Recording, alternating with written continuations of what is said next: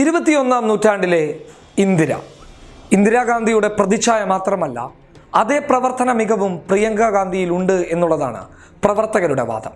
എന്നാൽ ഈ വാദത്തോട് 100% കൂറുപുലർത്തുന്ന രീതിയിലാണ് പ്രിയങ്ക ഗാന്ധി ഇന്ത്യൻ രാഷ്ട്രീയത്തിൽ മുന്നേറിക്കൊണ്ടുള്ളതും. അതുകൊണ്ട് തന്നെ പ്രിയങ്ക ഗാന്ധിയെ പല മണ്ഡലങ്ങളിലും മത്സരിപ്പിക്കാനുള്ള തീരുമാനങ്ങളാണ് ഇപ്പോൾ കടന്നു വന്നുകൊണ്ടിരിക്കുന്നത്. നേരത്തെ മോദിയുടെ വാരണാസിയിലും യോഗിയുടെ ഗോരഖ്പൂരിലും അല്ലെങ്കിൽ സോണിയാഗാന്ധി ഇന്ത്യൻ രാഷ്ട്രീയത്തിൽ നിന്നും വിട പറഞ്ഞു പോകുമ്പോൾ റായ്ബറേലിയിൽ നിർത്താനുമുള്ള പദ്ധതികൾ കോൺഗ്രസിനുണ്ടായിരുന്നു. എന്നാൽ ഈ പദ്ധതികളൊക്കെ നിങ്ങൾ മാറ്റിവെച്ചുകൊള്ളൂ, ചിക്കമംഗ്ലൂരിൽ മത്സരിപ്പിക്കണമെന്ന ഒരു നിലപാടുമായിട്ടാണ് ഉടുപ്പി കോൺഗ്രസ് കമ്മിറ്റി ഇപ്പോൾ മുന്നോട്ട് വന്നിട്ടുള്ളത്. ഇതിന് അവരുന്നയിക്കുന്ന അവകാശവാദം ഇങ്ങനെയാണ്: 41 വർഷങ്ങൾക്ക് മുമ്പ് ഇന്ദിരാഗാന്ധിയുടെ 2ാം വരവിന് വേദിയായതാണ് ചിക്കമംഗ്ലൂർ.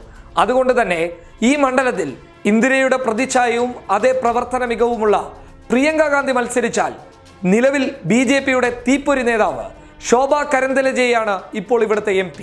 ആ MP-യെ പരാജയപ്പെടുത്തണമെന്നുണ്ടെങ്കിൽ പ്രിയങ്ക ഗാന്ധി ഇവിടെ മത്സരിക്കേണ്ട ആവശ്യമുണ്ട് എന്നുള്ളതാണ് ഉടുപ്പിയിലെ കോൺഗ്രസ് കമ്മിറ്റി പറയുന്നത്. ഇതുമായി ബന്ധപ്പെട്ട് ഉടുപ്പി കോൺഗ്രസ് കമ്മിറ്റിയുടെ അവിടുത്തെ ജില്ലാ കോൺഗ്രസിന്റെ വക്താവ് റൂബൻ മോസസ് പറഞ്ഞിട്ടുള്ളത്, ഈ പ്രിയങ്ക ഗാന്ധി വന്നു കഴിഞ്ഞാൽ തീർച്ചയായും വലിയ നേട്ടങ്ങൾ ഉണ്ടാക്കാൻ വേണ്ടി സാധിക്കുമെന്നുള്ള ഒരു കണക്കുകൂട്ടലാണ്.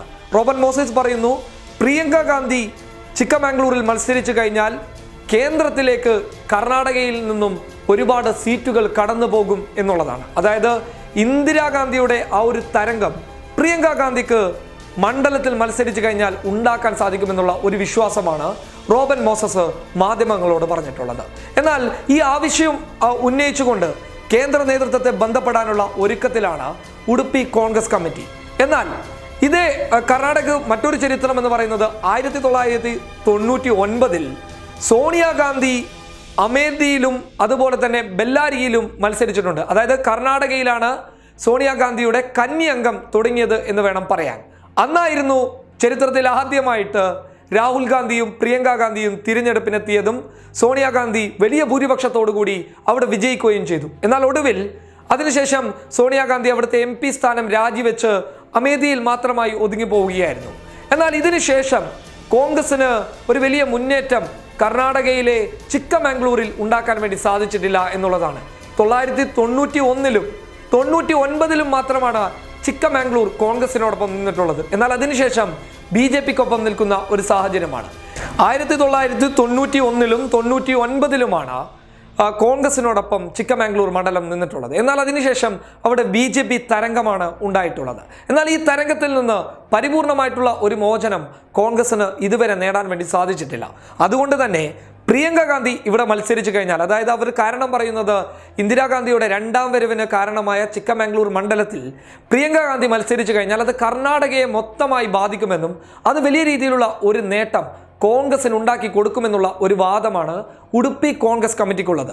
ഇതേ അഭിപ്രായമാണ് കോൺഗ്രസ് വക്താവായിട്ടുള്ള റൂബൻ മോസസും മുന്നോട്ട് വെച്ചിട്ടുള്ളത്. അതുകൊണ്ട് തന്നെ ചിക്കമംഗ്ലൂരിൽ മത്സരിപ്പിക്കുമോ എന്നുള്ള ഒരു ചോദ്യവും ഇപ്പോൾ നവമാധ്യമങ്ങളിൽ ഉയർന്നു വരുന്നുണ്ട്. എന്നാൽ ഈ വിഷയവുമായി ബന്ധപ്പെട്ട് കോൺഗ്രസിന്റെ കേന്ദ്ര നേതൃത്വത്തിന്, അതായത് ദേശീയ നേതൃത്വത്തിന് സമീപിക്കുമെന്നുള്ളതാണ് ഉടുപ്പി കോൺഗ്രസ് കമ്മിറ്റി പറഞ്ഞിട്ടുള്ളത്. എന്തായാലും ഒരു കാര്യം വ്യക്തമാണ്, പ്രിയങ്ക ഗാന്ധിയുടെ രാഷ്ട്രീയ വരവ് വലിയ രീതിയിലുള്ള ആവേശമാണ് പ്രവർത്തകർക്കിടയിൽ ഉയർത്തിയിരിക്കുന്നത്. അതുകൊണ്ട് തന്നെ വാരണാസി, ഗോരഖ്പൂർ, റായ്ബറേലി, ചിക്കമംഗ്ലൂർ എന്നീ 4 മണ്ഡലങ്ങളിൽ പ്രിയങ്ക ഒന്നിച്ചു മത്സരിക്കുമോ എന്നുള്ളതും ഒരു ചോദ്യചിഹ്നമായി അവിടെ തുടർന്നിരിക്കുന്നു. News desk public Kerala.